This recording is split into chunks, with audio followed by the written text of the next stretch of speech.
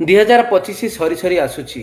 2026 ଆସିବାକୁ ଆଉ କିଛିଟା ଦିନ ମାତ୍ର ବାକି ଅଛି।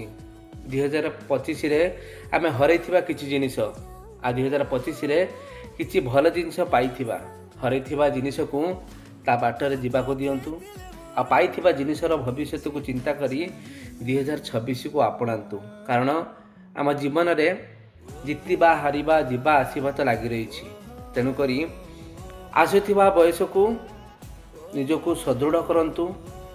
ନିଜର କରିଥିବା ଭୁଲକୁ ଯେମିତି ଆଉ ସେମିତି ଭୁଲ ନ କରିବା, ଆଗାମୀ ବାଟକୁ ଯେମିତି ସଦୃଢ଼ କରିବା, ସେ କଥାକୁ ଚିନ୍ତା କରି ଆସନ୍ତୁ ସମସ୍ତେ 2026କୁ ଆପଣାଇବା। ତେଣୁ ମୋ ତରଫରୁ 2026 ଆପଣମାନଙ୍କୁ, ମୋର ଓଡ଼ିଶାବାସୀଙ୍କୁ ଏବଂ ମୋର ଭାରତବାସୀଙ୍କୁ ସମସ୍ତଙ୍କୁ 2026ର ୱେଲକମ୍।